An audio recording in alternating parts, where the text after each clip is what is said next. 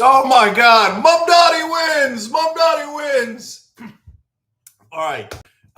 Maybe even more importantly, down goes Cuomo. Down goes Cuomo. Ladies and gentlemen, we got him. Look, this race in New York was not about Andrew Cuomo. It definitely wasn't about Curtis Lewa. It definitely wasn't about Eric Adams. And it was not even necessarily so much about Zohran Mamdani as it was change versus the status quo. It was the establishment versus people representing American voters, populists. So Zohran Mamdani is a populist in the left-wing direction. He's more left-wing than I am. I don't know who's more populist, but I'll take it. It's awesome. It's awesome.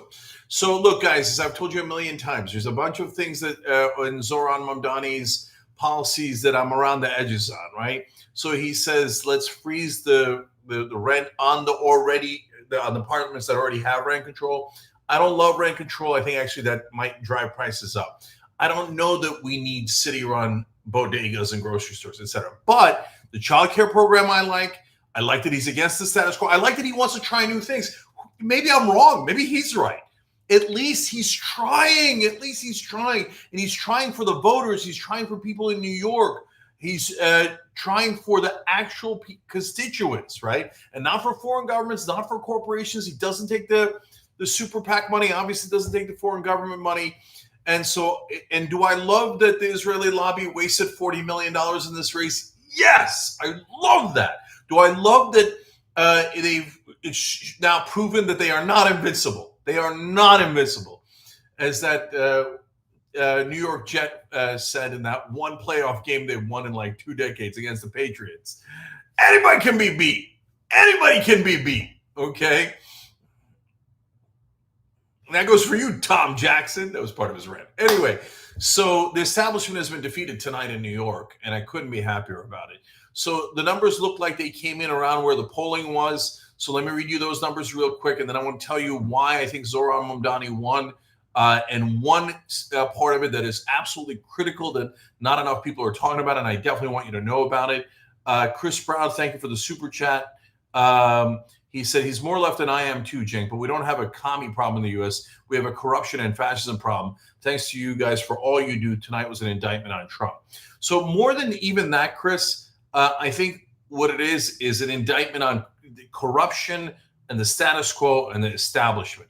Everybody's sick of it. And they were all like, no, you have to support Andrew Cuomo. Trump endorsed him today. Stephen Miller endorsed him today. Like, if you ever needed a reason to vote against Andrew Cuomo and you didn't already have a million, Stephen Miller endorsing him should have done it for you. Esto bizzle for shizzle, right? I was feeling so much anxiety before tonight. Thanks for the update. No problem, brothers and sisters. Okay. So, here's the secret reason. Let me just get to it real quick. And, if you join up, you can hit the join button and then I'll give you a shout out. Do the super chats. I'll try to shout out. And by the way, members, we're going to do old school for you guys just in a couple of minutes, but this obviously happened. So I got to tell you about this first. Old School is a super fun show we do for the members where you're not allowed to talk about politics or Israel or anything else. You just have fun. One of the topics tonight is what would you do if everyone else on earth died? Okay, that's a fun topic. Anyways, back to Zohran. So the secret reason that Zohran won was because New York has this wonderful public financing campaign. So if you live inside New York, they 8 times your money, the amount you put in. There's limits, right? But what it does is, so if Andrew Cuomo was raising a gajillion dollars from AIPAC Bob and AIPAC Susie, Mamdani doesn't need those gajillion dollars, but he needs enough to be able to run a race. If you don't have enough to run a race, to be able to hire staff, to be able to get volunteers and organize them and have them do door knocking for you, to be able to at least do social media, online media, if you're not buying big TV ads. So you do need that base. And that 8-to-1 matching fund that New York has, that progressives fought for a long, long time in New York. Nice job, progressives. It worked. It brought in an outsider for change. It brought in somebody who was against the status quo, and it helped to defeat the giant private financing that real estate interests and so many others pour into these local races, these mayoral races. And Cuomo loved feasting on the real estate money, but because of the public financing, which of course he generally opposed throughout, he was defeated, and corruption was defeated. I love it. So Tate's writes in, voting for Democrat or Republican means voting for Likud party. At the national level, yes, unfortunately.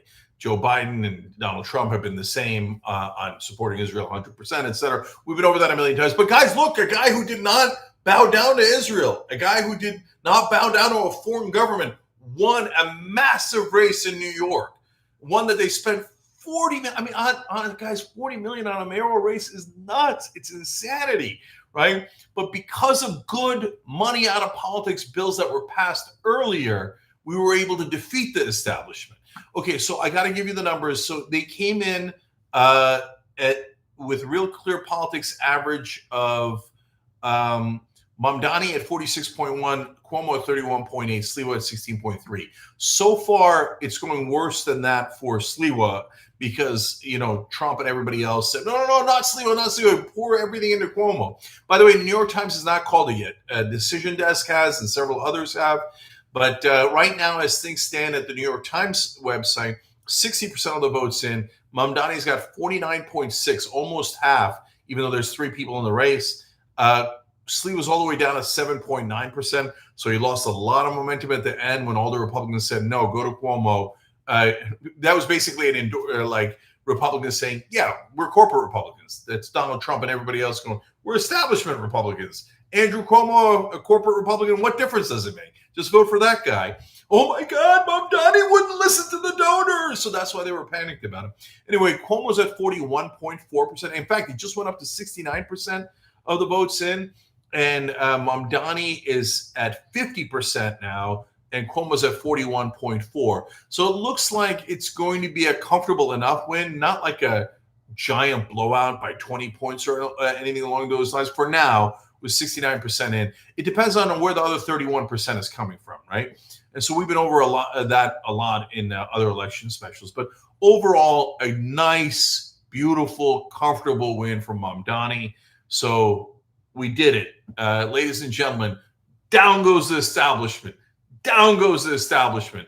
And that's the most important thing of all. And if you're a right-wing or independent, et cetera, out there, and you're worried about Mamdani's economic policies, number one, let's find out, guys. They always scare you like, oh my God, if you do a right-wing economic policy, if a grassroots populist one actually exists, and you do a left-wing grassroots economic policy, oh, it's going to destroy the country, it's going to destroy everything. Well, we're going to find out if they were full of crap and they were fear-mongering, and then you'll get to find out. And trust me, guys, the status quo is so miserable, we're definitely better off trying something else. Donovan 8X, thank you for writing in. America won tonight and Israel lost is proof that the establishment, that Dems have to dive into populism, not the establishment. We're done with the establishment. And of course, guys, think about it. If the Democrats want to win in 2028, should they go in Zohran Mamdani's direction or Andrew Cuomo's direction? No brainer. No brainer. Okay. Go towards populism and fighting against the status quo. So great news tonight. Oh, and last thing is, what's going to happen next, right? So all the fear mongering about Mamdani, they say, oh, he's going to put all the Jews in trouble and in danger, and everybody's going to get killed, and buildings are going to blow up, and everybody's going to turn communist. All right, watch. When he gets into office, none of that will happen. None of that. And when you see that none of that happens with your own eyes, remember who was right and who was wrong. Okay, it doesn't mean that Mamdani is going to be perfect. It doesn't even mean that Mamdani is going to be a great mayor or even a good mayor. I don't know. We're going to find out together, right? But what it does mean is the hyper ventilating, fear mongering about, oh, the Muslim, oh no. It's absurd. Just because he's Muslim doesn't mean that anything's going to change tomorrow in New York. All of a sudden, Sharia law isn't going to take over. I mean, the things they said about him were preposterous. Absurd. And I love how when Anna was debating some fool who's former Byron Donalds staffer on CNN, he's like, he would arrest Netanyahu. How dare he? Okay, that's your big thing against Mamdani. Yeah, he might help New Yorkers with affordability, but he would arrest Netanyahu, and you thought that that was going to help your cause. It ain't going to help your cause at all, brother. Okay. Lipneck Mike, thank you for the super chat. Unrelated, but did Anna get bumped? Oh, really? Been watching CNN since 8:30. There's nowhere to be found. So we'll see. We'll see, guys. She was supposed to be on. I don't know what happened. I'll get you guys updates. But anyways, all right. The final thing is that blue I see. Little bit of hope. All of a sudden, we got a little bit of hope that change can happen, that the little guy can win, and that the big corrupt money can't buy every election in America. So that's a beautiful thing, no matter where you are on the political spectrum. All right, God bless. Disco Stew, thank you for the super chat. New York says, F you to the status quo. Get it?